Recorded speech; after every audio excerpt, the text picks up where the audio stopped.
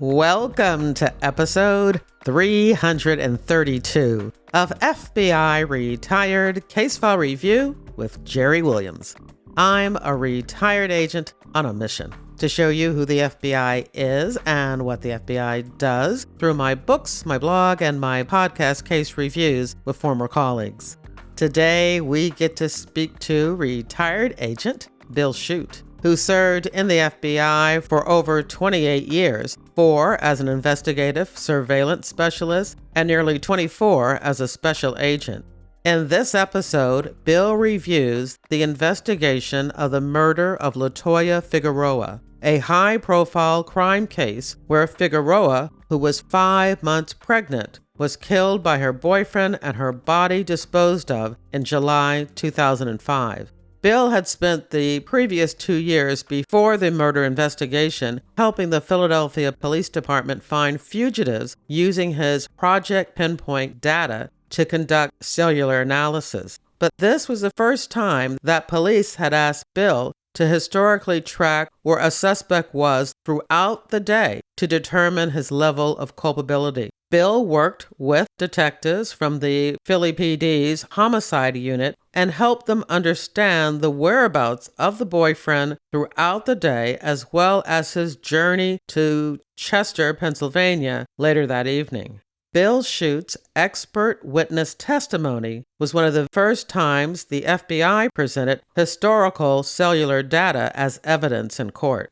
In the second part of this episode, Bill reviews the evolution of historical cellular data and the development of the FBI's Cellular Analysis Survey Team, also known as CAST.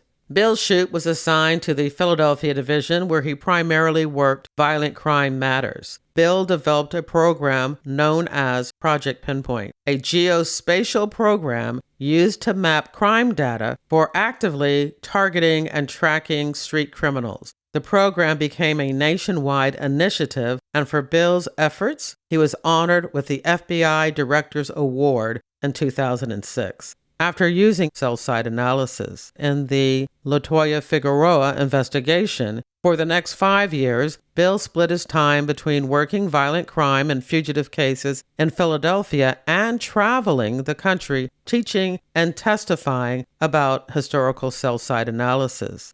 In 2010, he was tasked to create the curriculum for a 4-week training course and certification.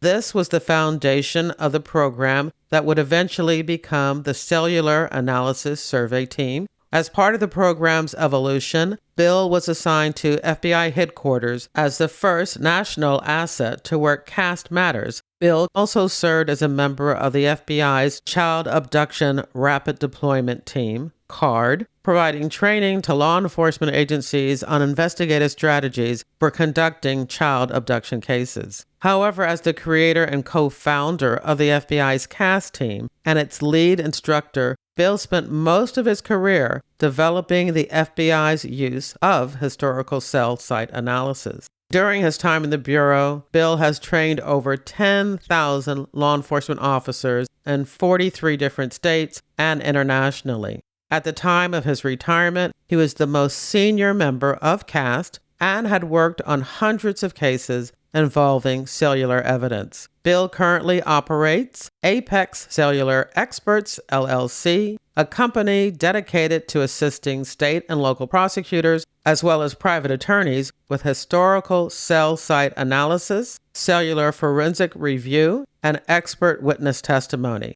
In your podcast app's description of this episode, you'll find a link to join my reader team where I talk about crime fiction and you can learn more about the FBI and books, TV, and movies. There's also a link to where you can buy me a cup of coffee and discover my nonfiction book, FBI Myths and Misconceptions, and my 2 FBI crime novels, Pay to Play and Greedy Givers, all available as ebooks and paperbacks wherever books are sold, and audiobooks on Audible and Spotify. Thank you for your support. Now here's the show. I want to welcome my guest, retired agent Bill Shute. Hey, Bill, how are you? Hey, Jerry, how are you? I'm great. Now, I had to let everyone know we go back a long ways. Yes, we do. Your first squad was the Economic Crime Squad, right? No, that was actually my second squad, and you and I were on that together. I was actually assigned initially out of new agents training to the Violent Crimes Fugitive Task Force. That was in September of 2000. But of course, right around that time, a lot of things started to change within that next year, and there was a new agent rotation. I was sent to an economic crime squad right around the time of the September 11th tragedies. Shortly after that, just about everybody in the FBI got reassigned to working that case in some capacity. Right. I know that you probably thought that working white collar crime was not your thing anyway. Being able to be on a squad that had a little bit more action was a good thing for you. For sure, I definitely fell in love with working on the violent crime squad. I had a great supervisor, probably just more fitted to my personality. Okay. The main reason that I am so excited for you to be here today is that a lot of the cases that I've already presented talk about CAST, which of course is the FBI Cellular Analysis Survey Team. And I decided that I was not going to have anybody discuss the team or the program until you retired because you are the pioneer in historical cellular analysis. I only wanted the best to come on this show to talk about it. I appreciate that, Jerry. You were there at the beginning of this. Probably what your listeners don't necessarily realize back in the day when you were in Philadelphia with me and you were the media representative for the FBI, we used to call you the media queen. That was my nickname for you, if you recall. Yeah, and mine for you is just Boo. Yeah, there was a great love affair there, Jerry. I do appreciate all the efforts that you put forth over the years. Yeah, that was really great. And that's exactly why I said, nope, I am not having anybody come on to talk about this program. I'm just going to wait until Bill retires and have him come on. And you retired in January. I gave you a little bit of time to get settled, and now you're here. It's great to be here. I love listening to the podcast. I've gotten to hear a lot of cases that I was either a part of or knew of during my tenure in the FBI. It's been great listening to all these old cases. Well, I thought what we would do today is to first talk about one of the initial cases that you used historical cellular analysis to help solve it, or at least help to prove that the main suspect was actually the perpetrator. It's a case that many people have heard about, have listened to other podcasts about, there's shows about, articles about, but many of those don't address the important role, the crucial role that historical cellular analysis played, because at the time it was a new and innovative tool. And sometimes, as the FBI, we don't want people to know our tricks and to know all of our secrets. It wasn't talked about a lot. No, in fact, as we were developing this, there was a large portion of people, even within our own agency, that felt as if doing this sort of work, taking it into testimony, was in some way giving up secrets. But they were wrong about that because the technique had been around within other entities within the government for many years. I think the aspect that we really changed with this case, a few others, with the birth of the Cellular Analysis Survey Team, it was the act of taking historical records and analyzing them for like a pattern analysis of what a normal behavior would be for an individual, finding what was normal so that the abnormal would stick out like a beacon of light. And I think that is really the crux of what happened with this case. I think there was a lot of firsts in this case, Jerry, things that we learned that have carried over into the training that we would continue to do as FBI CAST in terms of things that we teach, the techniques that we teach in our basic CAST class through our advanced class, all the way up into our field training exercises, as well as our eventual CAST certification. Although this wasn't the first case, this case gets a lot of credit for being the domino that knocked over every other CAST domino, mainly because it was a very important case. It had a lot of interest from the media as a result of what was happening at the time. In addition, it was also has to do with timing within our own agency, what was happening. And I think we'll probably get into that a little bit later. Yes, definitely. So, what we're going to do then is to first review the LaToyia Figueroa case and introduce your use of cellular analysis in that case. And as we do the case review, we'll be able to see the evolution of CAST and bring us up to where we are today. And then, after we have completed the case review, we will talk about the whole CAST program in general. The CAST team didn't come together until 2010, but LaToyia Figueroa was murdered in July of 2005, and you first testified about cellular analysis in the trial in 2006. So, why don't you start? Where do you want to start? We want to take a wide look at this entire case and, of course, weave in the FBI and Bill Shute's involvement in the case.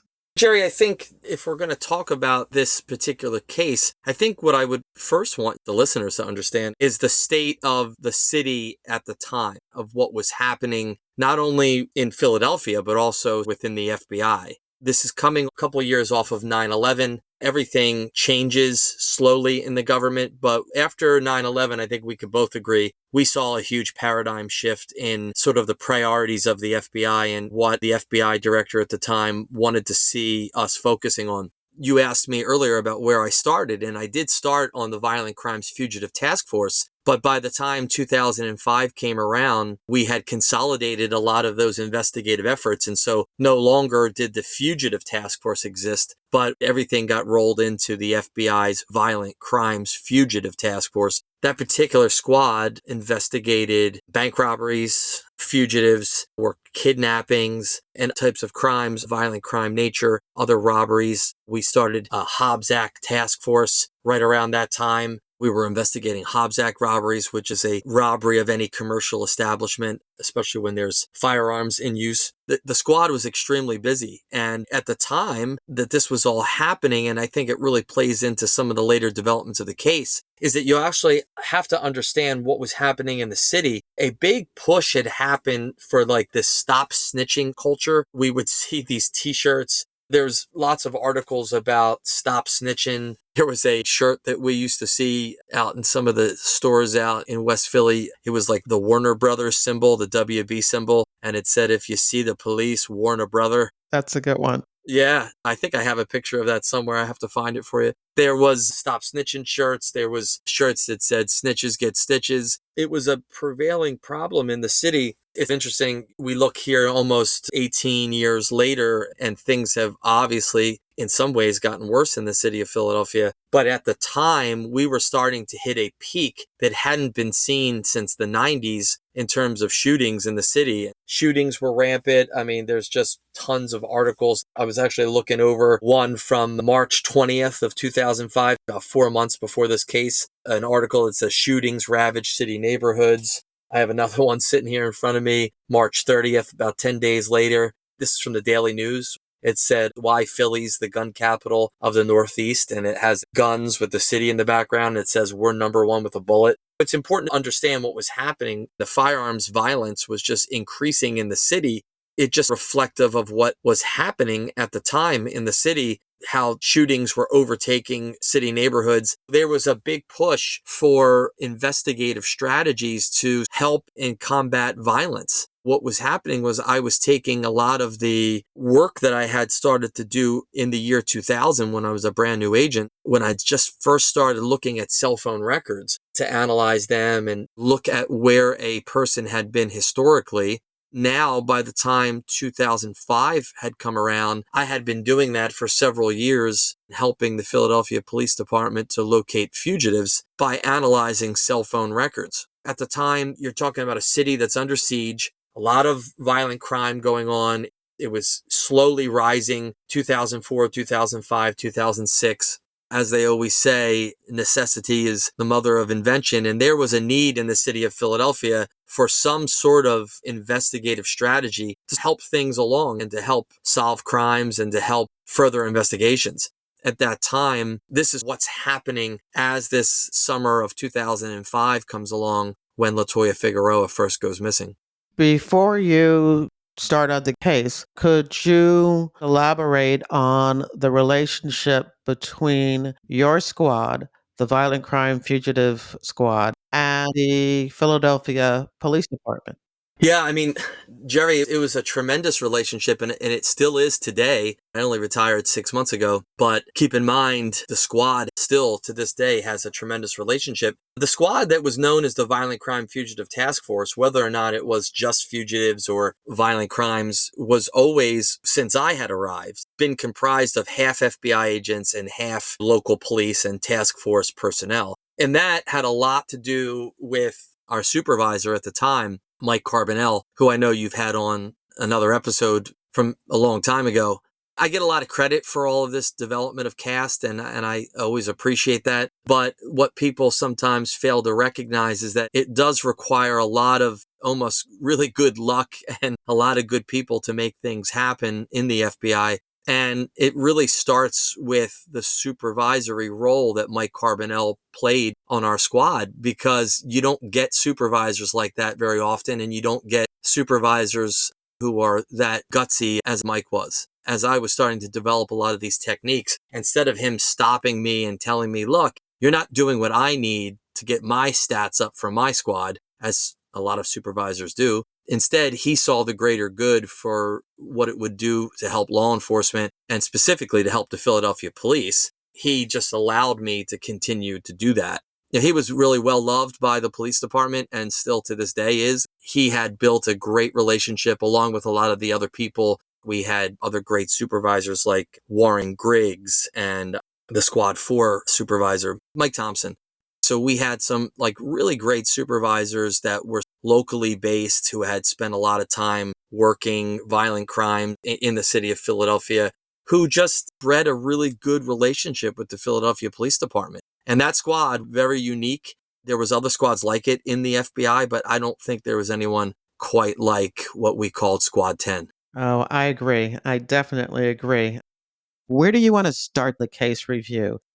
In July of 2005, a young woman by the name of LaToyia Figueroa goes missing. She was about 5 months pregnant at the time. This is right around the time of a little bit later after, say, Natalie Holloway had disappeared, Lacey Peterson. You had a bunch of cases where young white women had gone missing that got tremendous media coverage. And then here we have a woman who was half black, half Hispanic, who goes missing, and there wasn't a tremendous amount of media coverage on it initially. I was reviewing some of the old stories about that. There's so many different reasons why at first maybe it wasn't necessarily covered, but I can tell you that some people in Philadelphia, some reporters, as well as some radio personalities really pushed it, and within a short time, it did become national news of LaToyia Figueroa's disappearance. And Jerry, how those things work. As soon as things become bigger media events, it does garner more attention. And then obviously more pressure is placed on law enforcement as a result of it.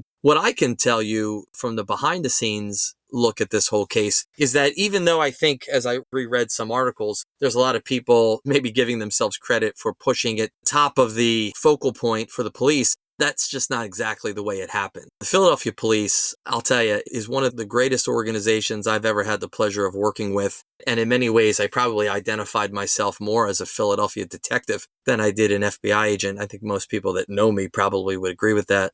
I worked very closely with Philadelphia Police Homicide for many years, and it's probably one of the greatest honors of my life that they actually considered me one of them in many ways. And so I had been working, as I explained, since the year 2000 on and off on fugitive matters where I would look at phone records and then help the Philly homicide unit figure out geographically where a person may have been. This was the first time a detective had asked me, hey, Bill, can you look at the records and tell me historically where a person would have been? Because we were using phone records to locate fugitives in the early 2000s, but this was the first time that a detective actually asked me to use the records to help him paint a picture so that he could better interview the suspect. And Chuck Boyle from the Philadelphia Police Department, who was a tremendous guy. Chuck was like a human lie detector machine. He had been a homicide detective for many years. I don't even know how many at this point. He had an amazing bullshit meter. He could sniff out when somebody was lying to him. On this particular case, though, LaToyia Figueroa goes missing sometime around, I believe, July 18th. The question is, where is she? What happened to her? Where is she with the baby, about 5 months pregnant? An initial person of interest was her boyfriend, Stephen Poches. The issue, though, with Poches is that he had another ex-girlfriend, and I believe also pregnant with a child with her. He was faced, I think, with some hard decisions about what was going to happen. He urged LaToyia Figueroa to get an abortion. LaToyia did not believe in that, and it continued their relationship, as spotty, I think, as it may have been, over the next several months until July 18th, 2005. And that's when her family couldn't find her? Yeah, she didn't come home, and then she didn't show up for work. I think she worked at like a TGI Fridays, I believe it was. It started just a call to police, missing person. The investigation starts as it always does with what could have happened, what's her habits, her patterns, what is she into. That's when they found out that LaToyia was just this tremendous person, very dedicated to her daughter that she had and very dedicated family member. She was a very responsible individual. When she didn't show up for work and nobody could get a hold of her, they were calling her on her cell phone. It really got her family concerned. And from there, it started the investigation.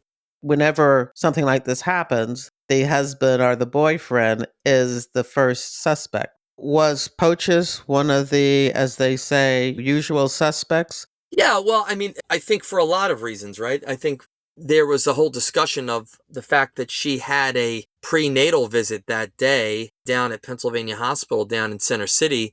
He had brought her to that appointment, and he allegedly had dropped her off around 3 p.m. And he indicated that he believed that she went to work. Obviously, he was the last person to see her alive, or at least to have seen her. And I think that is a natural thing for law enforcement to always go with not necessarily just the boyfriend, but the love interest, and had just recently seen her alive and was the last person with her. From there, the case had been going on for several days, and it wasn't until probably later in the week that the case was given from Southwest Detectives to the Philadelphia Police Homicide Unit. And that is when they had brought in Stephen Poches for an interview. So Chuck Boyle and his partner brought in Poches for an interview. And as I had mentioned before, Chuck was like a human lie detector machine. And when you have that many years in as a homicide detective, you just develop a sense of when someone is lying to you and not telling the truth. They did not like the answers that Poches was giving them. But at the same time, they really didn't have enough to say, hold him on anything, because all they really had was the fact that he was the last person with her. And then they had obviously various statements as to where he had been, where she had been, quality of their relationship. And I think a lot of that he was downplaying at the time. It wasn't too long after that that I was asked by Chuck Boyle and other members of the Philadelphia Police Department to take a look at both LaToyia Figueroa's phone records as well as Stephen Poch's phone records. I'm trying to paint the picture here. This is July of 2005.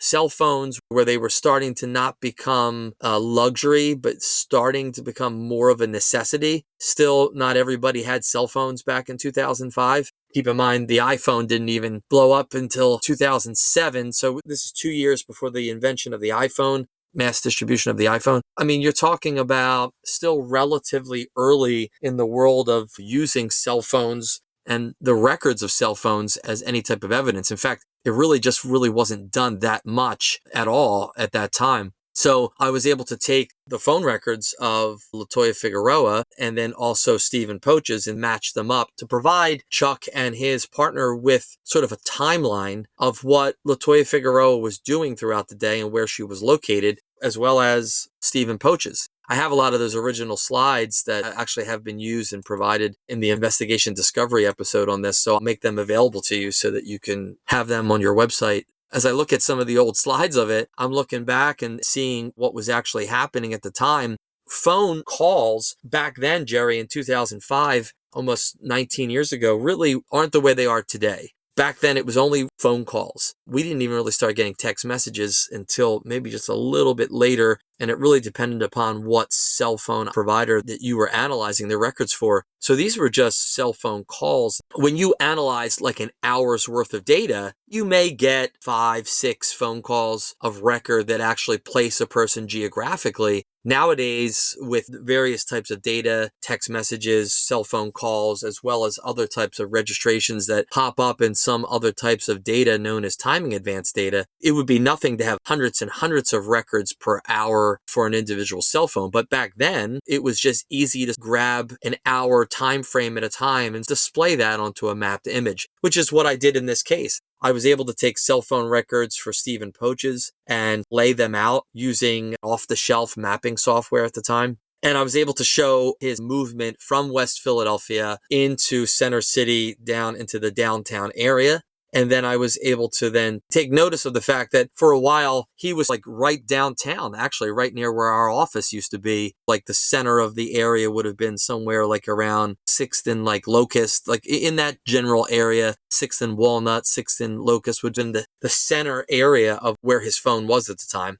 I was able to take LaToyia Figueroa's records. She was on a completely different cell phone operator than Poaches. Poaches was on a Sprint phone, and LaToyia Figueroa was at the time using a T-Mobile phone. And so I was able to take her phone records for the exact same time frame from between 1 o'clock and 2 p.m. and just analyzed and noticed that her towers, which were obviously separate and apart from the towers that Poaches was using, was overlapping in that same geographical area, like right around 6th and Locust, 6th and Pine, 8th Street, all in that geographical area. That's when we came to narrow down geographical area that was of interest to us. Keep in mind, with HIPAA laws being the way they were, I had no knowledge at the time that she was at a prenatal visit. That didn't come out until later. But I provided the detectives with a geographical area showing where the phone was at that time.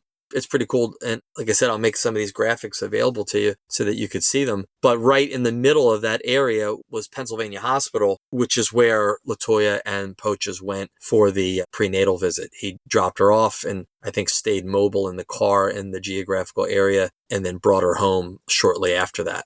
And that is what we call corroboration and evidence to show that what he said was actually true. They were together at that time. Right. And the other thing about it, not only was it corroboration of him, but it was also corroboration of the phone records, Jerry, because this was a new technique that people weren't using for investigative purposes necessarily at the time. And so it was showing, in fact, that we had record and knowledge that LaToyia Figueroa was in fact downtown. And then we were able to use the phone records to show that the phone records matched up with what actually was happening in the real world.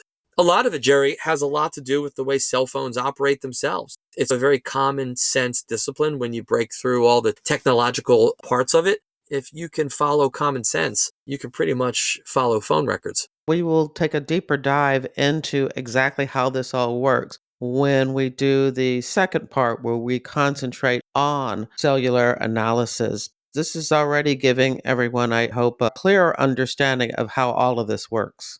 Oh, yeah. No, for sure. We have to take a look at this from the historical perspective because here we are in 2024. Everybody understands that there's cell phone records. Everybody understands that phones can be tracked with GPS and other means. But back in 2005, it was still relatively an unknown topic, even within law enforcement. This case was a big eye-opener as I was working with the Philadelphia police, helping them, that many of their detectives didn't even know any of these techniques at the time. This case really was like a big domino that knocked over other dominoes because it had the need to analyze records in a historical nature to go back and recreate a picture for investigators so that they could then better interview and understand where Stephen Poaches was throughout the day. After they left Pennsylvania Hospital, they went back through Center City. They wound up going over the Grace Ferry Avenue Bridge, which I could see from the phone records, where they eventually went into West Philadelphia. It was interesting because whenever I presented this case historically over the years, I would always show the overlap of Stephen Poach's phone with LaToyia Figueroa's phone in West Philadelphia. At the time, we didn't know it, but they were at a restaurant at 52nd Street called Mr. Hook Fish and Chicken, which I believe is still there to this day. Not necessarily a spot that you're going to necessarily take your significant other out to for dinner, but it was the place where they were on that particular day and time. It was further corroboration that the cell phone records were proving and showing geographically, not necessarily down to the street corner, or as we would say in our community of cell phone analysis people, we would say it didn't get you down to the gnat's ass, but it did get you down to a good geographical area where, in fact, it was the coverage area for Mr. Hook Fish and Chicken. That took place somewhere around a little after 2:30. And then when analyzing LaToyia Figueroa's records, the phone call placed at 2:34 p.m. and then subsequently the next two phone calls, the last one being at 2:43 p.m., was the last phone call her phone was ever to make. And it was in the geographical region when Poaches and LaToyia both had overlapping cell sites on two different technologies. The question then became, okay, well, where is LaToyia Figueroa? What happened to her? I continued doing the analysis of the phones. Chuck had asked me to just do the whole day of July 18th, which is what I did. I went up until about midnight. I did the analysis. And then, Jerry, actually that week I had done the work and I was asked to travel to Denver to help teach. If you recall at the time, I was being asked to travel all over the country to talk about the best practices of a lot of the things that we were doing in Philadelphia with something known as Project Pinpoint. And really that was the impetus for CAST.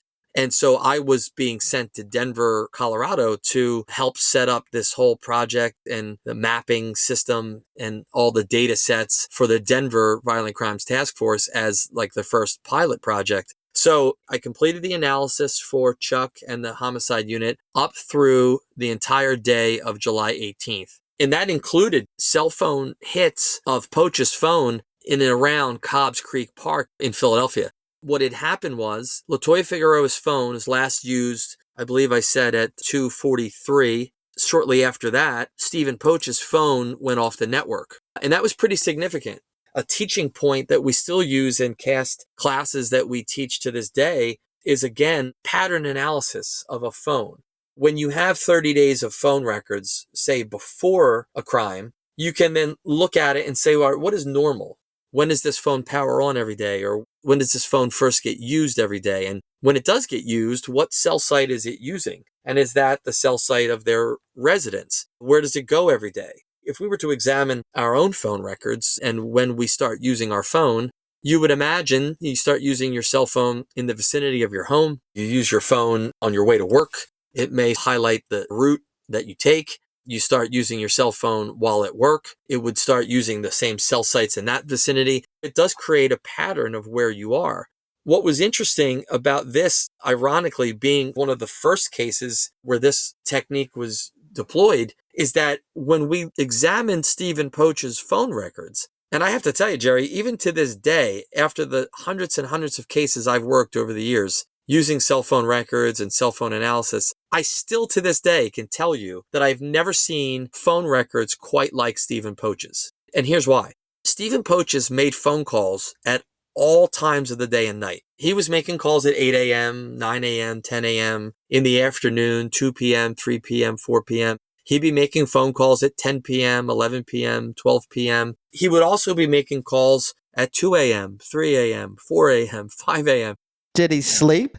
That was just it. I don't think he did. The phone records of Stephen Poach's, this is significant. His pattern was no pattern at all. To this day, I still have never seen records like this. I think it's so funny that it really is one of the first cases we ever did this on. His pattern was no pattern at all. And that became very significant because as I started to look at LaToyia Figueroa's phone records and the fact that her last phone call was at 2:43 p.m., I started to look at his phone records. And shortly after that, right around that same time, around 3 p.m., Stephen Poach's phone records go off the grid. It goes off the grid mainly because at the time, his phone records were such with Sprint that if somebody called and the phone was off, it would go right to voicemail. I could see that the phone was, going to voicemail, and it didn't really come back up until about 6 hours later, right around like the 9 o'clock hour. So are you saying, although he usually made calls all the time, between 3 and 9, there were no calls at all? Yeah, exactly, Jerry. I've used this case so many times over the years to present cellular analysis. I know it so well, and I know the talking points I always used to say. In fact, I would say it like this. I would say he made calls all the time, 9 a.m., 10 a.m. I'd go through all the hours, and I would say to the group that I'm teaching, I don't want you to think that I'm unintelligent here because I'm going to use a double negative, but I'm going to use it for effect. I said he never not made phone calls. He always made calls. And like you said, yeah, his phone was off. And his phone was never off. Not in the 30 days of records prior to Stephen Poach's being a suspect or before LaToyia Figueroa disappeared. We had about 30 days worth of records prior to the incident. I was able to analyze what was normal. And what was normal for Stephen Poach's would have been abnormal for everyone else, which was the phone records showed and reflected that he was always using the phone at all hours of the day. That did become key for us because I noticed that his phone was off the grid for about 6 hours. The very first thing that I became focused on was where was his phone at and where was it going shortly after it came back up and was being used again. Those phone records, Jerry, placed his phone in the vicinity of Cobbs Creek Park. Certain cell phone towers in West Philadelphia pointing west towards Cobbs Creek Park, and then other towers in the Upper Darby area pointing east. At some point, we knew that the phone was somewhere in the vicinity of Cobbs Creek Park.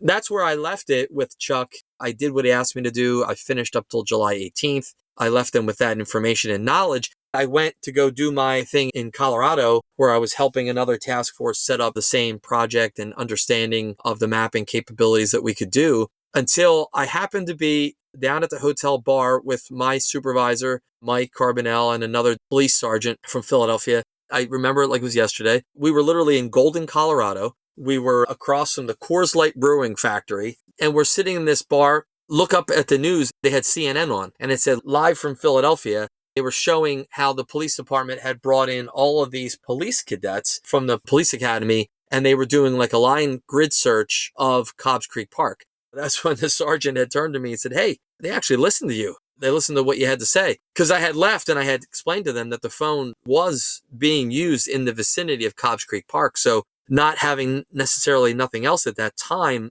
and this is probably the week of July 26th through July 30th of 2005, they were doing this sort of grid search looking for LaToyia Figueroa or any signs of her in some capacity. Obviously, they didn't find anything at that particular time. What then happened was, as I got back from Denver within the next few days, I was then asked by Chuck, he says, "Hey, we didn't get anything in Cobbs Creek Park. Can you do me a favor and just look into the rest of the day? Because he said, I only asked you to do the 18th and that stopped at midnight. Can you look beyond that?" And I said, "Yeah, no problem." And it's a great thing that Chuck did because, and I think we're getting now probably very end of July, very first couple of days of August of 2005, I take a look at the phone records into the next day. And so now this is July 19th. And this is, Jerry, only 6 minutes into the next day. Well, I'm looking at the records and it's like 12:06, 12:07.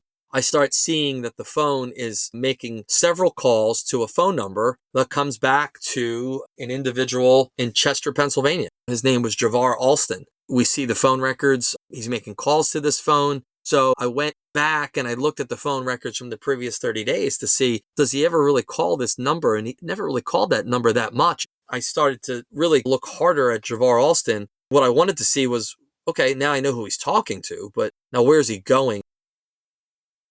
I see right around 12:49 a.m., about 43 minutes later after he starts making these calls to Javar Alston, that he's on the move and he uses a cell phone tower right off of Interstate 95, right by the Philadelphia International Airport, and then uses the phone at 102, 106, 106, and 106 for three different phone calls, all hitting cell sites in the Chester, Pennsylvania area. And it just so happened that he must have been on Interstate 95, traveling south based on the timing and the distance of it all, and then was able to see, okay, he's on the phone with Javar Alston, but where's he going? And then sure enough, the cell site sector that Sprint had at the time covering Chester, Pennsylvania, that was used for this particular cell phone call was actually the serving cell site for Javar Alston's house. So that's when I called Chuck up and I said, hey, this guy, Javar Alston, I think he's the one that you really need to focus on. Take a look at him. Let's hear what he has to say. The reason I wanted to set the stage in the beginning, Jerry, with the stop snitching culture and the snitches get stitches and all those t-shirts I was talking about and trying to paint the picture of the status and the state of the city at the time is because the events that I'm about to tell you almost never happen in the city of Philadelphia. So what happens is we get Javar Alston down to Philly Homicide, comes down, he speaks with detectives. Detectives are speaking to him. And I happened to be there at the time because sometimes I would go by just to see if there was anything I could do, help out, provide the maps, anything that they needed. At the time, homicide detective, who was the desk man at the time, took a phone call. He put his hand over the phone and just said, does anybody know anything about a Javar Alston? That's when I said, yeah, he's in the other room right there with the detectives.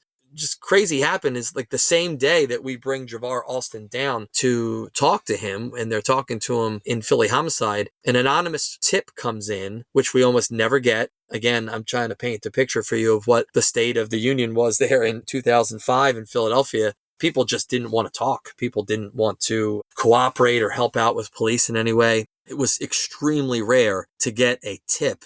The tip was about Stephen Poaches. And it was about him trying to hire somebody to kill a guy named Alston. And right then and there, it was, wow, how lucky is this? Because this sort of thing almost never happens. The game plan then became to talk to Alston, explain to him what we knew, show him the phone records. And sure enough, he wound up telling homicide detectives exactly what happened. That Poaches called him on his way down, which is where you see him hit the cell site right by the airport. And then he said he called him several times and then called him when he was out front, asked him to get in the car, took him for a ride, and then showing him a firearm and saying that he had LaToyia Figueroa's body in the car. He showed Alston the body in the trunk of the vehicle. And then Alston cooperated with them and took him down to an area on the 500 block of Palmer Street in Chester, which was about a mile and a half away from his house. It was actually behind his grandmother's house, and it was like a wooded area, open area that didn't have any houses on it. They placed LaToyia Figueroa in a shallow grave a little south of Chester, south of the house, adjacent to Alston's grandmother's house. So this is significant. Oh, yeah. At this point, this is all coming up. Detectives are now trying to figure out what to do next. And the idea became, let's take Alston. And as long as Alston is cooperating with Poaches, Poaches isn't going to seek to do him any harm. Javar Alston make a consensually recorded phone call to Poaches where he tells them, hey, I think we need to do something with her, get her out of the immediate area. Poaches agrees, and they set a plan to go down to dig up the body and move the body to another location. But wait a minute. If Poaches was soliciting someone to kill Javar Alston, why is he trusting him? Obviously, he doesn't trust him, that he thinks that he's going to cooperate with police. So when he gets that phone call, why is he even taking it?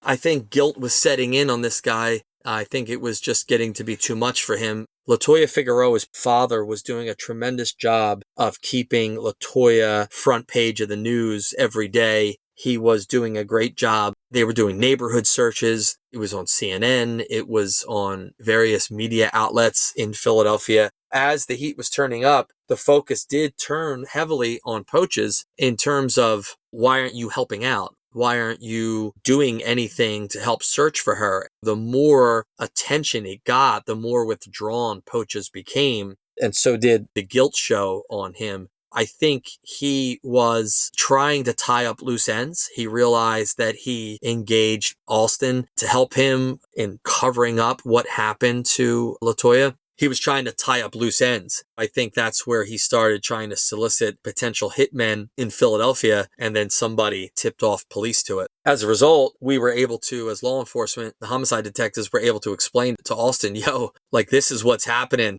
This is how he's trying to repay you. He's trying to have you whacked. We were very careful about making sure that Alston's safety was still paramount. This was a really quick sort of thing. And then I think maybe in Poach's mind, he was looking at it, Jerry, and saying, okay, we'll get this girl and we'll move her so she'll never be found. And then I could take care of Alston. And So as long as Alston was cooperating with him to help move the body, Alston was still pretty safe. During that time frame, the car that they used, I believe they took Alston's car, was monitored. There was, I mean, Jerry, this was quite an operation. We had surveillance planes up, we had surveillance teams on them, and we had probably the size of the Nicaraguan army in the woods, hiding, waiting for poachers to show up and dig up the body. And that's what happened. He was led to believe they were going to dig up the body. As they started digging, in fact, law enforcement allowed him to actually dig up the body first before they pounced on him and grabbed him.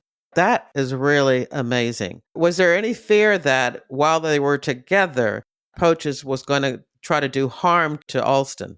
That was obviously a concern for everyone involved in the case. But I think what happened was once that sort of happened, it was all very quickly where the phone call was made from Alston to Poaches to make this suggestion. He was sort of on board with it. Yeah, let's do it. Law enforcement was monitoring Alston and Poaches the whole way through, all the way until the point where they dug up the body. Had anything even looked foul in any way, law enforcement would have stepped in on behalf of Alston at that point. But what we needed was Poaches taking really everyone to the body and digging her up. That's exactly what happened. As long as Poaches needed Alston's help, because he was the only other person that knew he had killed LaToyia Figueroa, as long as he still needed his help, he was safe. It was going to be after that time, which is why it was really critical for law enforcement to jump on this surveillance, to be there, to be present, to witness it, to observe the digging up of the body, and then eventually the recovery of her and the arrest of Stephen Poaches.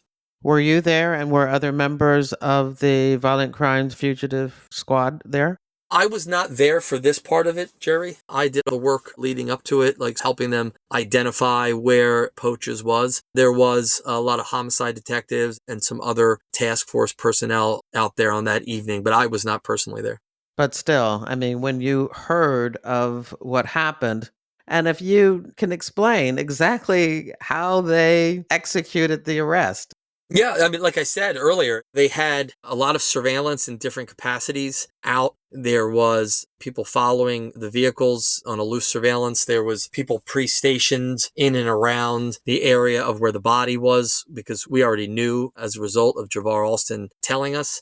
Everything was pre-planned to basically set up the fact that Poaches was in fact the person that not only killed her, but buried her in that location. And we just, as law enforcement, lied in wait, waiting for him to show up and making sure that A, we didn't lose him, that we still had Javar Alston's safety in mind, as well as making sure that we recovered LaToyia Figueroa's remains and apprehended Poaches. I remember getting the call from Chuck and him telling me what had happened, and I was overjoyed because that's what you do the job for, to try to bring about some type of investigative end to the case and bring about some sort of peace of mind to the family. LaToyia's father, although I never personally met him, I had seen him on so many different news outlets and read pretty much every article that had to do with this case. And I felt like I knew him. I could certainly understand as a father myself how that must have felt, that sort of empty feeling of not knowing exactly what happened to your daughter.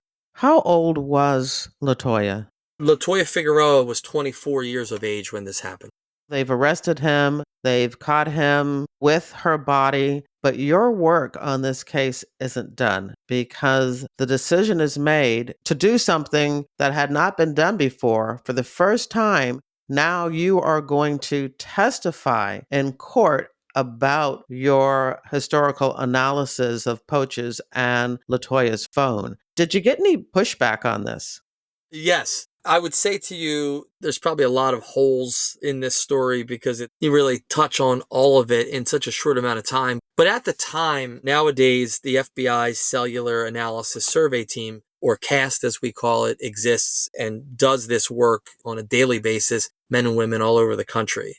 But in 2005, it did not exist. In fact, this is one of the cases that really was the impetus of what we now know as CAST, which is why I always say it's the domino that knocked over every other domino. But I had been doing this work as a part of this thing known as Project Pinpoint in Philadelphia, where we were taking off-the-shelf mapping software and using it to map crime data sets. And that wasn't necessarily new, Jerry, because things like CompStat had existed in New York City for many years. But what was interesting and new and innovative, I think, about Project Pinpoint was that we were taking data such as active arrest warrants, probation detainers, bench warrants, and other crime data such as shootings and homicides. And we were using it to target areas based off of various resources that the FBI had, such as criminal informants on the street and other types of sources. We were targeting areas geographically using the resources that we had to bring about change and to bring about investigative operations.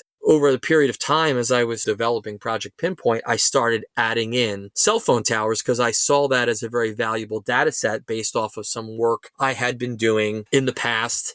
In 2001, when we used this technique to find, locate, and arrest FBI top 10 fugitive Felix Summers. And then again, several other times over the next couple of years, as then we would use it to find fugitives. As we started doing this, I was being called and asked to testify. There was 2 cases happening almost simultaneous, Jerry, within like 1 or 2 months of each other. And one of them was a case called U.S. versus William Moreno, which happened in New Jersey and spilled into Philadelphia. And then also this case of LaToyia Figueroa. There was a very progressive, very dynamic, very forward-thinking prosecutor named Steve DeGuano, who was with the U.S. Attorney's Office in New Jersey. It was his idea to put me on the stand to testify about this. And initially I said, God, I don't know if I should do that. And there was some pushback from people within the Bureau. But Steve really believed in me and really believed that this type of data needed to be presented not by someone from the cell phone provider, but rather by the person who was actually doing the work on the street.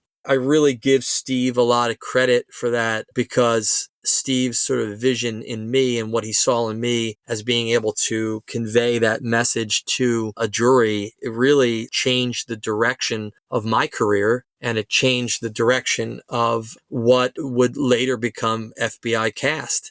As we were prepping to do the trial of U.S. versus William Moreno and others, so too was this case coming up with Assistant District Attorney at the time, Carlos Vega, in Philadelphia with Stephen Poches. It was sort of like which case is going to come to trial first. And it so happened that the U.S. versus William Moreno case happened in federal court in Camden, New Jersey first. But the technique of me being asked to analyze records historically and put it into place for an investigative strategy probably happened first with LaToyia Figueroa. It just so happens that LaToyia Figueroa's case of Stephen Poch's homicide trial, I think, happened about a month or 2 after the William Moreno case. But still, I never like to talk about it without giving Steve that credit.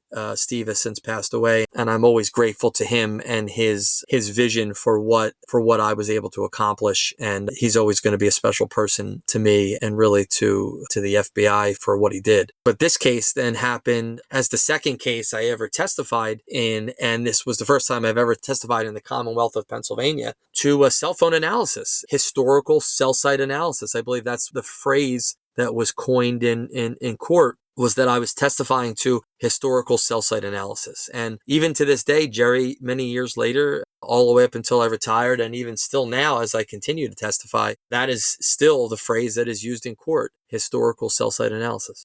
That is pretty cool. And I know that you'll probably not want to accept this title, but you were a pioneer in this work. And you were one of the first to actually testify and be considered a subject matter expert on historical cell phone analysis. So, congratulations. Kudos to you. No, thanks, Jerry. I mean, listen, like I said, I learned from a lot of different people, a lot of on-the-job training when it came to this sort of thing, a lot of teaching myself, but there was a lot of people along the way that taught us. To be honest, I mean, I think the techniques, the concepts of what we did in this particular case were probably being used by other branches of the government in different capacities over the years. But LaToyia Figueroa is probably the first case where you're right, where it was pioneered, at least within the FBI, to be used and presented as evidence. Because what you have to understand at the time, these were sensitive law enforcement techniques. So not necessarily secret or anything like that, but sensitive techniques that were not necessarily talked about. Because I think with any type of thing, it's not that as law enforcement, we're trying to be secretive. It's we're trying to always think about the next time that this sort of situation comes up. We want to make sure that we're not necessarily giving away techniques that would then provide the criminal with the understanding of how we necessarily operate. Many of the early stories, in fact, I have them all spread out in front of me about LaToyia Figueroa and the case. None of it actually mentions very much anything about cell phone records or cell phone analysis or the tracing of the device over a relative period of time. None of that is even mentioned. It wasn't until sometime during the COVID era, sometime in 2020, they were doing a news story on investigative discovery on the Discovery Channel. And when they did that episode, it was the first time it was really ever talked about, mainly because Chuck Boyle had said, hey, look, if you really want to know sort of the ins and outs of how this case came about, you have to talk to Bill Shute. And that was kind of him. And we talked about it in that case probably for the first time. But you're right, Jerry. I mean, this was the domino that knocked over every domino. It was the case that kind of put it on the map. And then what was happening, as you know, I had gone to Denver to set up that Project Pinpoint there. I was starting to be sent all over the country by FBI headquarters to do presentations on best practices. What is the things that we were doing in Philadelphia to be innovative, to be creative, and to help fight crime in various ways. This case of LaToyia Figueroa is a case that I pretty much have presented, probably somewhere in 600 times over the years in all the presentations and training classes I've done, because it was one of the first, and it was certainly the one that gets the credit of being the first. We learned a lot of valuable lessons in that case. First of all, like obtaining a little bit more phone records on a case. And depending upon where you're at, Jerry, in various jurisdictions of this country, sometimes judges try to limit the amount of phone records that you can actually get, which I understand. But investigatively, it's very important to be able to have enough phone records to know what is normal and what is common, so that the abnormal and the uncommon stick out. If you have phone records prior to the crime, at least a significant amount of time prior to the crime, you can then develop that pattern of knowing what is normal. Then you can figure out the abnormal. That's exactly what happened here with Javar Alston. The normal was that he was always making phone calls. The thing that really tipped me off was when his phone went off for 6 hours. And so now it became, what is he doing after that point? That's what sort of put us on to first Cobbs Creek Park, and then eventually into Chester and his communication with Javar Alston. Having this, as you say, a sensitive FBI tool, I can understand how the FBI didn't want it to get out there. We didn't want the bad guys all leaving their phones at home when they went out to do bad deeds. It's so ingrained that I'm actually talking to retired agents on this podcast about cases where it was used, where they're still afraid to talk about it, even though we now all know about the CAST team and the work that's done and how you can use phones to trace where people have been and where they are currently. So definitely was a sensitive tool at the time that the FBI and law enforcement were holding back from the public in order to be able to use it to the fullest degree.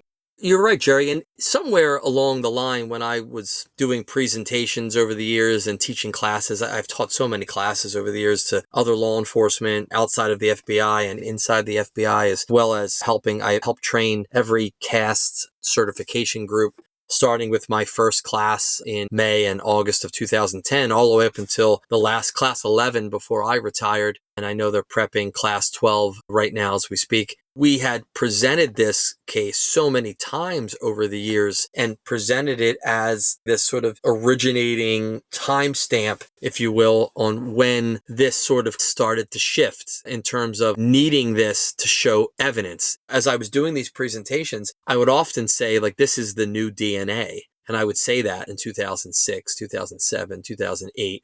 Jerry, you look at it nowadays and you can say there was probably a time when all of a sudden we came to this discovery about DNA, and it's like, could you imagine if we tried to keep that a secret? How could you keep it a secret? It is definitive. It's placing someone and their DNA at a crime scene.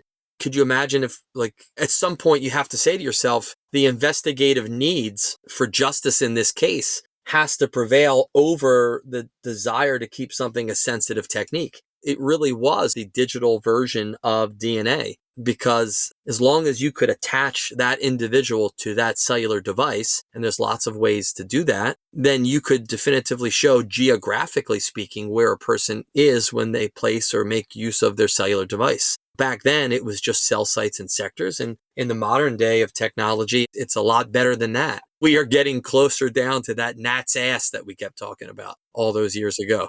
I was thinking, though, that also, like DNA, when you don't have it, when you have a case and you're in trial and you can't prove that someone was there with cellular analysis, just like DNA, then the jurors are looking like, well, why don't you have it? Well, exactly, Jerry. And you always have to look at things from like a historical perspective. During this time frame that we're talking about, all the way up into modern times, you've had a lot of television shows, movies, shows like CSI. I think it became the evidence that jurors expected to see, but never really got a chance to see. And so it was sort of like that type of evidence that jurors would see on television shows like CSI, and expecting to see like everything wrapped up easy for law enforcement within an hour TV show. They were expecting to see similar types of evidence. And I believe that once we started displaying these mapped images of where an individual was when they utilized their cellular device, it was very eye-opening to people.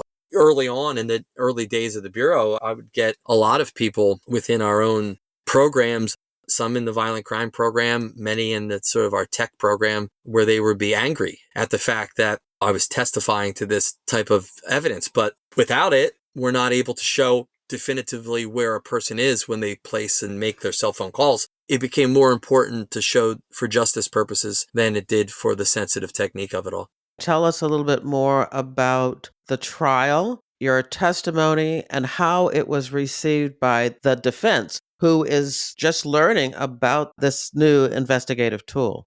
Yeah, Jerry, I've testified probably over 400 and some times over the last 18 years. Well, it was about 19 years now. You would think I would remember it, right? But I don't remember it tremendously as to how it all went. I remember the other case actually even more, the William Moreno case, because that was the first. And then the Poch's case came shortly after that. I still boggles my mind after all that we had on him and going to him digging up the body, why he even went to trial in the first place. But he did do a waiver trial in order to avoid the death penalty. I presented the evidence. It was sort of uneventful. You're right. At the time, defense attorneys had very few questions because they didn't know much about it. Even with that case that happened in New Jersey, there were some extremely talented defense attorneys in that case, and they had very little to really ask about the case, mainly because it was new to them and they didn't know. And then probably going in the next several years after, probably between 2007 to 2014, those next sort of 7 years, Jerry, I saw a lot of defense witnesses popping up across the country, a lot more defense attorneys trying to fight and argue the validity of cell phone records and the reliability of it. And over the years, CAST has stood strong in the test of time. Many defense attorneys have tried to argue it, and I always say they always try to get a shot at the heavyweight title, but none of them have ever really succeeded. And the fact of the matter is, because what we're speaking about and what we're talking about is technology rooted in science. Once you understand it, once you've been trained in it, once you see the power and the reliability of it, then you come to understand how it can be presented in such a way that just makes it very understandable for the jury to digest, and it explains where an individual was during the usage of those particular cellular phone calls, text messages, or data usage. On that particular day, what I can remember about it is that it was really well received. It was that CSI feel that I think jurors want to experience and want to believe that the FBI and other law enforcement can produce. In the LaToyia Figueroa case, in the case of Stephen Poaches, it just tied everything together. And it showed how we came up with why his phone records were analyzed, why he was a suspect and why he continued to become a suspect, how we found Javar Alston and Chester, and how necessarily his version of events did not match the cell phone records, which caused law enforcement to continue to maintain him as a potential suspect. And then eventually help us find out that, in fact, he did go to Chester and enlist the help of an individual in Chester. So that was all tremendously well received by the jury. And I mean, not by the jury in that case. It was a waiver trial. It was received very well by the jury in New Jersey for the first case. But in that particular case, I know it was received very well by the judge. And again, defense didn't have much to ask about that particular case because they didn't know much about it at the time. Could you explain for those who don't know what a waiver trial is? A waiver trial is, in the city of Philadelphia, they use those trials as ways it's posed to the defendant has to agree to it, where instead of having a trial by jury of your peers, you have a trial and the deciding factor is made by the judge. For this particular case, I think the agreement was a waiver trial in front of the judge in exchange for not seeking the death penalty back in 2005. You said something before about class 11 and class 12. What did you mean by that? You just have one a year?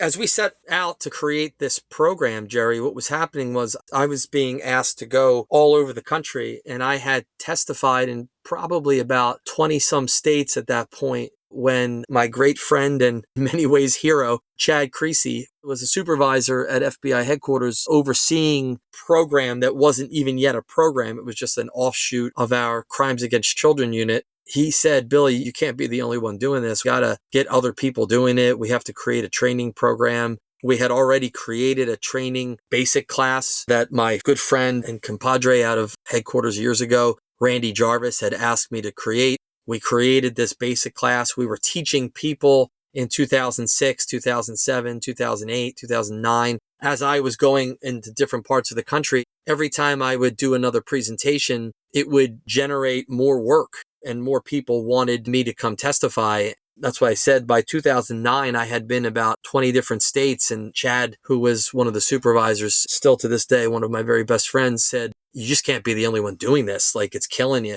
I was on the road all the time. It was a lot of work. And so we put together a training program, a training curriculum that we called then in 2010 and still to this day call CAST certification. It's basically a 4-week class that provides training in radio frequency theory and cellular technology. We bring in cellular providers from all the major cell phone providers, not just their law enforcement relations groups, Jerry, but also their engineering component. We also do some training in what's called drive testing, which I always explain in court as the computerized version of the old Verizon "Can You Hear Me Now" commercial. Remember when that guy's walking and he says, "Can you hear me now?" And then takes a couple more steps and says, "Can you hear me now?" Yep. Explain it as the computerized version of that. Because before we had drive testing, I would have to take a cell phone and hack into it and push certain codes into it to push it into engineering mode. When I got to the cell site that I was really interested in for the case, I would then walk along what I thought was the cell site boundary until I could create a mapped image by dropping points manually on the map. As I was doing this, I was creating my own version of a drive test, but drive test equipment does exactly that. It just does it in a way more efficient way. And it basically uses scanners, or at the time it was the innards of various cell phone technologies, and it would essentially measure the signal at each second, if you will, create waypoints, and attached to each point was essentially the data, the cell site sector of preference, the neighbor lists, all of strength of the call, hundreds of pieces of data. But we were only really concerned in just a few of those pieces, which was the blended points that would then help you create a mapped image into a sector that an individual was using and the geographical coverage area of that sector. we incorporated that into the training, not necessarily that it had to be used all the time, but once you have been through that training and understand and are certified as a person in drive testing, you start to really understand when you're in a certain geographical area based off the towers, based off of the terrain. You could almost imagine where the cellular provider intended to provide coverage into that limited geographical area. And so it became very important part of training for us CAST experts to be able to understand a cell phone network and the way the engineering component of a particular cell phone provider intended to lay that out. And so that was week 3. And then the final week, Jerry, was like where we put it all together. And that was always my baby. I really loved the final week. The final week was the final week of certification. I would bring in attorneys from all over the country, really quality prosecutors. We would try to bring in prosecutors that had a lot of experience in this type of evidence. Of course, back then there wasn't as many as there are now. We would bring them in. They would rotate and play the role of defense attorney, which for some reason they always loved, judge, and then also prosecutor. We created cases based off of real cases that some of the other people that we had placed into that first group, known as Cast 1, there was 10 people. I took real cases from Philadelphia and some other cases from other areas. And what we basically did is we recreated those phone records with actual real phone calls over like a period of a month time. Myself and a couple other people from some entities that were helping us out were recreating the phone records to match the actual case scenarios in various parts of North Carolina. Then went and created those phone records, was able to generate them from the cellular providers. And then we built these cases around it.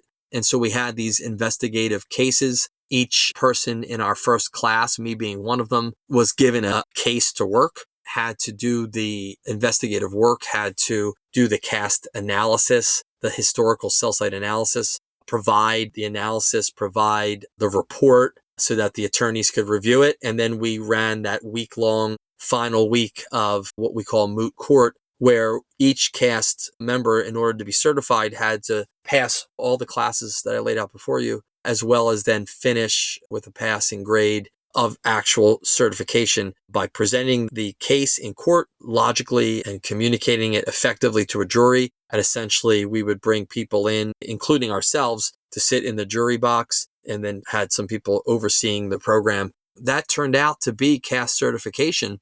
I think we finalized CAST certification. I want to say it was August 2010.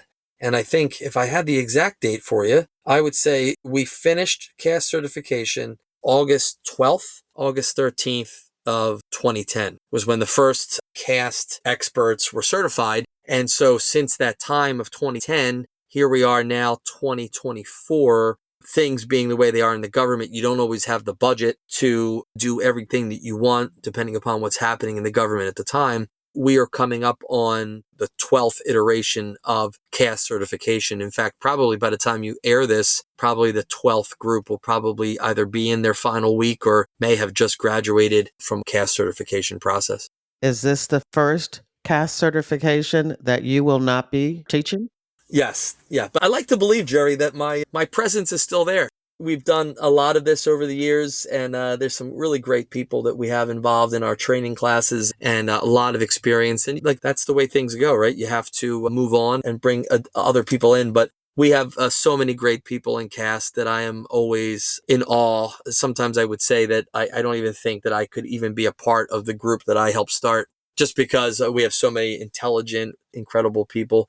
But it's the 12th class is coming up. And so we did have a couple of years that we skipped classes, Jerry, just because of budget. We weren't always a unit. The Cellular Analysis Survey Team is actually its own unit in the FBI now, which is something I'm very proud of. It started off with sort of me just doing things in the early 2000s to testifying all the way up until 2010 by myself, and then bringing on that first team of 10 people, and then the team operated within the confines of the Crimes Against Children unit and bounced around within different times administratively based on what was going on in the Bureau. And so there wasn't always money to put a full certification class through. But if you look back on it, so you have 2010, 11, 12, 13, 14, 15, 16, 17, 18, 19, 20, 21, 22, 23, 24, 15 years. This is the 12th class. So we had about 3 years where there just wasn't probably a budget to put people through the actual training of it, and which sort of seems ludicrous, right? Because it's such an incredibly powerful and such a needed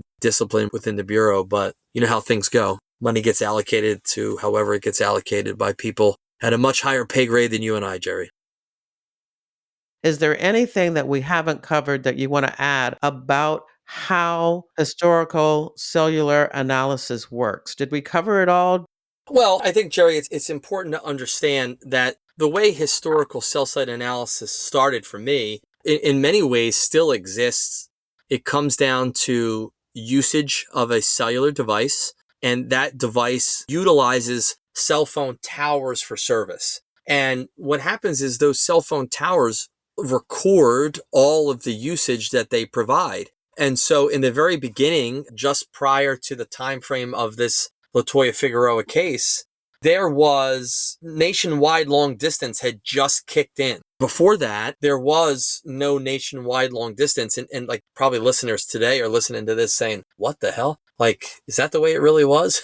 But if you remember, it used to be in such a way in the first sort of generation of cellular technology and analog technology, and maybe even in the beginning of 2G, they used to provide for you geographical locations. And if your phone left those home geographical locations, you would then be placed into roaming status, and then you would get roaming charges. And so the way this whole cell phone network was initially laid out, Jerry, was to be able to provide the cellular provider with knowing geographically within a certain situation, geographically where the phone was, because it had to do with billing. It had to do with how to properly bill you. And if there's one thing that I think we can all agree on over the years of watching companies like AT&T and T-Mobile just grow into these mega giants of which is a billions and billions of dollars a year industry, if there's one thing they're not going to mess with, it's their money. They are recording all of this information to be able to geographically know where people were. And even though nationwide long distance became part of a cellular plan, the techniques of how they maintain their network, store it as a part of normal business, all still remains relatively the same in terms of the fact that they're still recording the usage of phones off of particular towers. Those towers report within a geographical boundary, which in some providers used to be called a LAC, location area code. Nowadays, it's called a TAC, a target area code, or within other sort of providers like Sprint or Verizon back in the day, were called network element identifiers or repoles. It had different names, but the basic understanding is that it was a geographical area of towers sort of networked together. And if you left that geographical boundary, they would know that you were into a roaming status. So fast forward to today, Jerry, all of that sort of is still set up in a very similar fashion. It's just that with the advent of smartphones and iPhones and Android devices, these devices have obviously grown in complexity and capabilities and have now the ability to do everything from monitoring someone's blood with their own diabetes. We're able to do our banking from the phones, control our security systems at home, take our own pulse and blood pressure.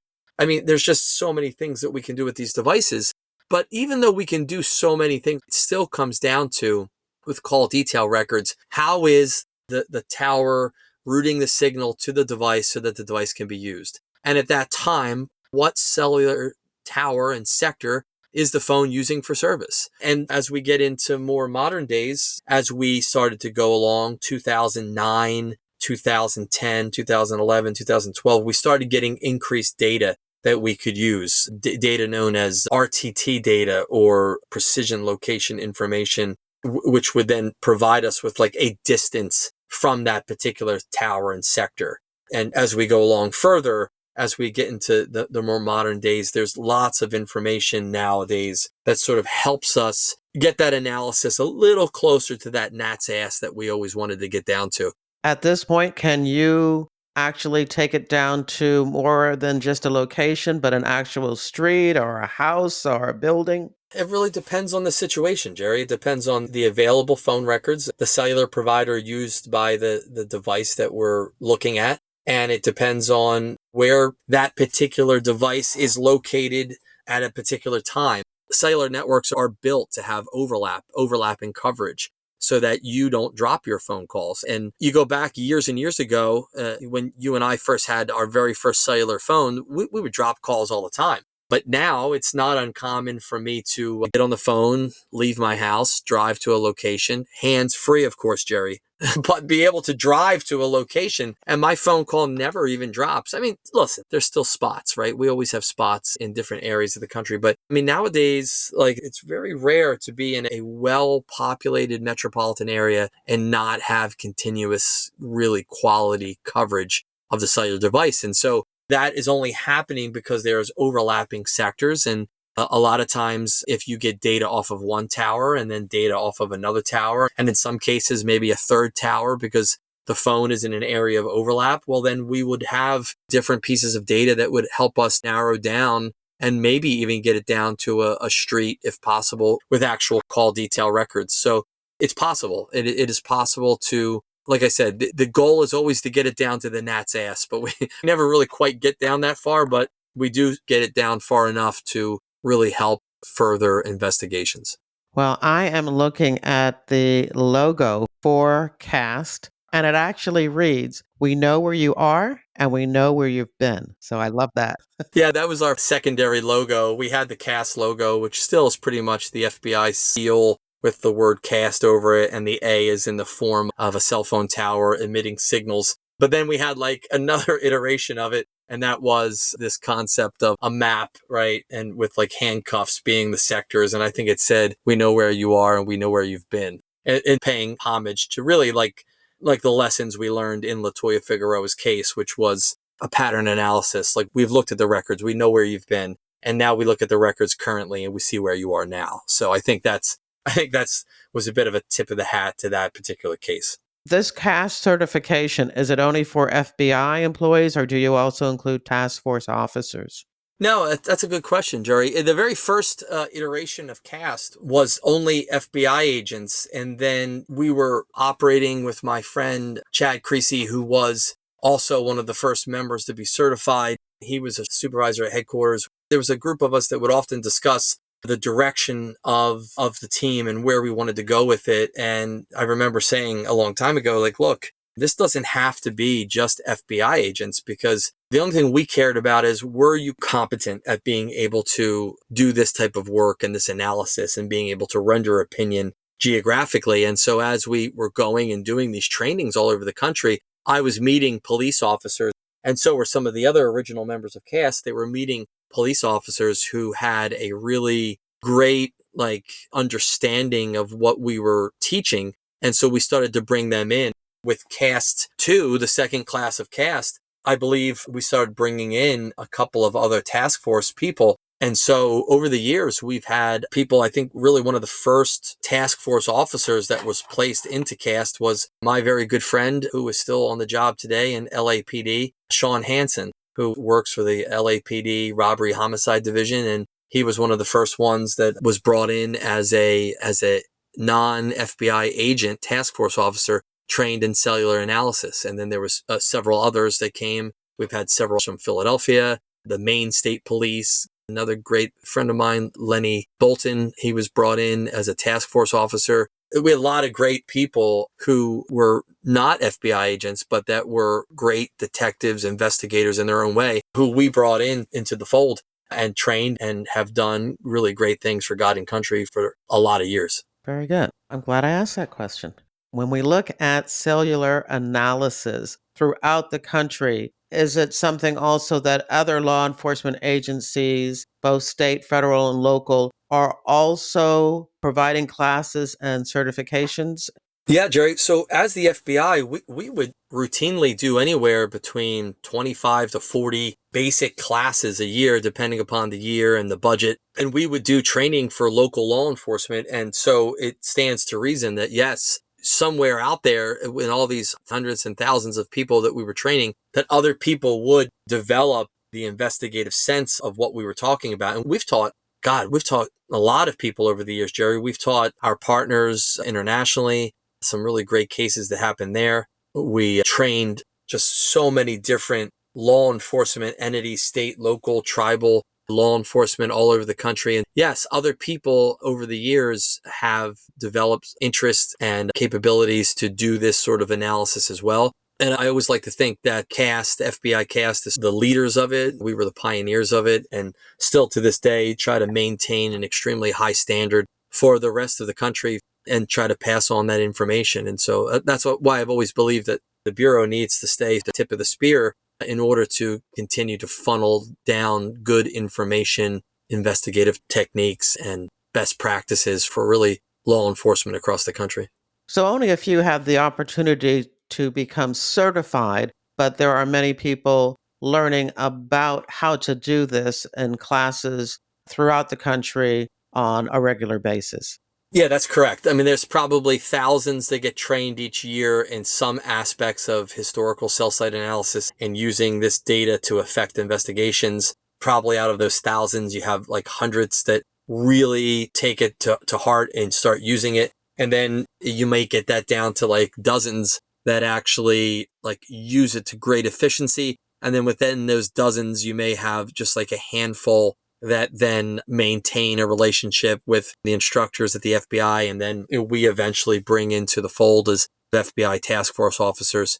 Similarly, at the same time, the unit is constantly looking for talented individuals within the Bureau who have that investigative base as well as a technological prowess in order to be able to do this type of work. Ironically, Jerry, in the very beginning of all this, we focused our efforts when we were trying to build this team on people who investigated fugitives, who spent a career and a long time learning how to find individuals that didn't want to be found. And so when we first started this, we were very heavily rooted in individuals that worked violent crimes, and particularly fugitives, because that was a training ground to learn constantly day after day by using records to go out into the real world and find individuals associated with their cellular devices. That was the training ground for everything. And then over time, the Bureau evolves and changes, and we go from like a team that is controlled by just a few of us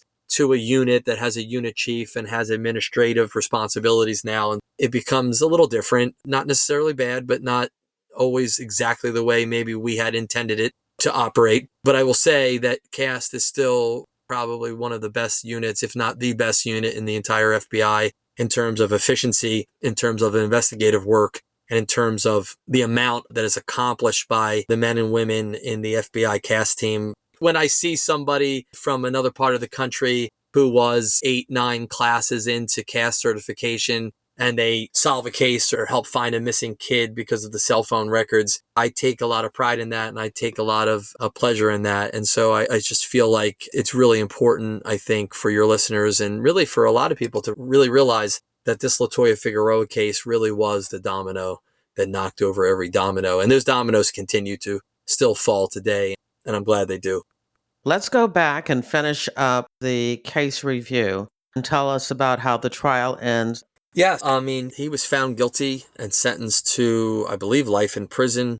And I like to think that even though I never had the pleasure of meeting LaToyia's family, I just would want them to know that whenever we present this case, we always do it in the classiest of ways in LaToyia's memory. So we do keep her memory alive pretty much every time that we teach a class and every time we put on a training scenario, because this, like I said, was the case that really changed things, at least within the Bureau. And then the FBI's Cellular Analysis Survey team was born out of this case. And it's been something that has gone on to help FBI division in the country. It's gone on to help find missing kids, dead bodies, find thousands of fugitives, and to bring the resolution to tons and tons of investigations. And so in many ways, I always think of LaToyia when another sort of success happens. The case, in my opinion, Jerry, was an extremely important case because it was happening at a time where a lot of things were needed in the city of Philadelphia. The city was under siege, like I said. There was a lot of crime, a lot of issues, and law enforcement was looking for new and innovative ways to go about doing things. And it was the right time And a lot of people ask me, Jerry, why you? Why were you the person to start doing this? And to be quite honest with you, I don't know, because there's so many people way smarter than I. And we have people in our unit that are engineers and have like really a mastery knowledge of a lot of these things. But I just think that it was a combination of being on that squad, of having the right supervisor, having the right support around me. The guys on our squad in Philadelphia at the time were it was great. It was great. Our supervisor used to call it college without books. And it was just, I don't know. It's really hard to put into words, but I know, Jerry, because you used to come past the squad all the time. And we always considered you part of our squad for as much as you helped us generate a lot of media attention to different cases. And it was the right time. And I think I was just the person that refused to hear the word no. A lot of people told me, no, you can't do that. No, you shouldn't do that. No, we can't testify to this. No, that's not the responsibility of a violent crime agent. That's the responsibility of a tech agent. And yet, every time I heard no, I never heard anybody telling me anything that they were going to do about it. And so I just kept going. And I guess if there's anything that maybe I deserve credit for, it's just being really good at not hearing the word no. That old saying, ask for forgiveness, not permission. Yeah, exactly right. I think that was it. And I wouldn't have been able to do that, Jerry, if I didn't have that squad, if I wasn't a part of that squad, if I wasn't a part of FBI Squad 10. It's things of legend, that squad, over the years, not just during my era, but before it and long after I've gone. It's the type of squad that they should probably make a movie about or a television show about, because so many interesting and innovative and fun things happen on that squad, mainly because of necessity, because we needed a way to do things. I had to tell you a just real quick story. I owe my marriage and my family to Squad 10 because every Wednesday they used to go over to Jersey to Club Enchanté. So I went over there the first week that I was in Philly, and my husband was there. And even though I was hanging out with all of these men from the bank robbery squad, he came over and asked me to dance. And I did. We had a good conversation. And then I left. And then the next Wednesday, I came back and he was there. And Bum, bum, bum. Keep going. I'm setting the mood for you. Bum, bum, bum. what really impressed me is even though I was there with all of these guys, he came over and asked for my phone number and he called and we just celebrated our 38th anniversary, but I digress and that won't be kept. Oh, this one in, Jerry. Because, look, hey, listen, we're people too. And that's great. I didn't realize that that's how you guys met. The short story is that hanging out with Squad 10 led to me meeting my husband, who was a school teacher, and us being married now for 38 years. Some version of that will make it. Ah, that's great. So off of that squad, a lot of other things were created. In fact, you were involved with it with me, right? We created the National Billboard Initiative with Clear Channel Billboards. You and I did that together. We got to give a shout out to Natasha Gale Warner. Oh, absolutely. Yeah. No, I mean, it was a collaborative effort between Natasha Gale, our community outreach specialist, yourself, and me. And we put together this great opportunity where we were able to get Clear Channel billboards to place the faces of wanted fugitives on billboards. And a lot of that sort of jump started a lot of things, to the point where you can't drive really anywhere in the country now where Clear Channel has billboards and not see a wanted poster of the FBI on there. And that was all done right off of that squad. We created off of that squad the Divert team, which was the digital video recovery team, which has spawned off all over the country of people being able to recover video. The Hobbs Act task force that was created on that squad as a result of the robberies that were happening in the city, all happened during a time frame where one supervisor was intelligent enough to understand that it wasn't all about him and his stats. He just did what was right for everybody. He gave us the freedom to be creative agents. And it was a time in the FBI of a lot of creativity, a lot of innovation. And, again, I mean, I know what we did. I know how we made it happen. But you can't do that without having management that supports that. And you have too many people these days, Jerry, that are just worried about their own career and worried about their own rear end. They don't have that same vision that Mike had. And so it was just a combination of a lot of things, a lot of tenacious people at headquarters who shared my vision of no, people that wanted to help push this along. And so It's something I'll always be very proud of. A great accomplishment for our agency to continue to build the cellular analysis survey team to the great entity that it is today. Well said. All right. So you retired in January and you took with you all of this institutional knowledge. Hope you are finding a way to utilize and continue working with historical cellular analysis. So please tell me, what are you doing now?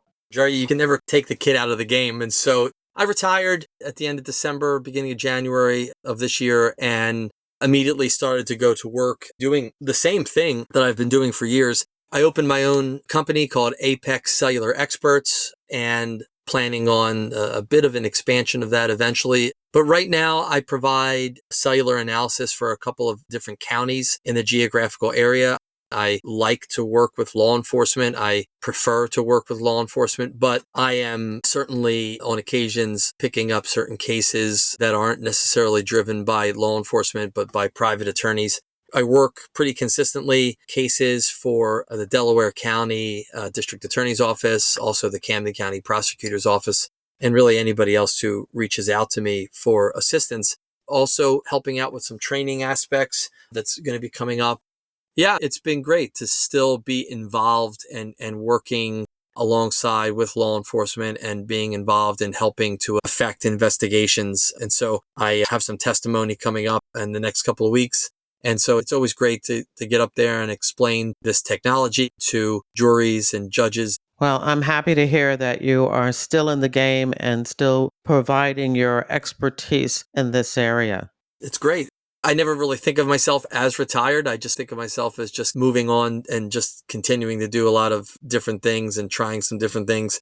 That's great, Bill. What I'll do is I will put a link to your company in the show notes for this episode in case anybody is interested in hiring you and looking for more details about your company. Okay, great. Thanks, Jerry. Appreciate it. We are at the end of the episode. I always like to ask some standard questions: when and why you joined the FBI.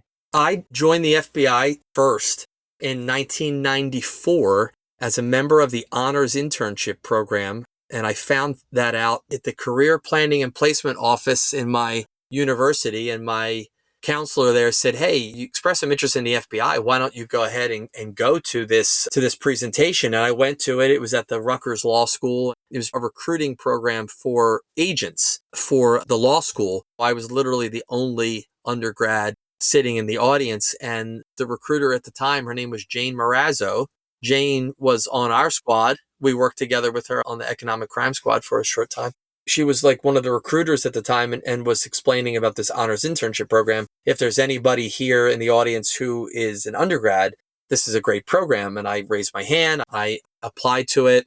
I don't think I got it the very first year, but just kept grinding and working. Summer of 1994, I was hired to be one of the honors interns. And at the time, that program actually took kids to Virginia and Washington, D.C. for the summer. I think nowadays they have interns in each field office in the country, but back then they only took 75 kids across the country, and I was lucky to be one of them. Went back, finished my degree, started just working a job, and then got a phone call about an investigative specialist position, which was a non-agent position, and was able to get that.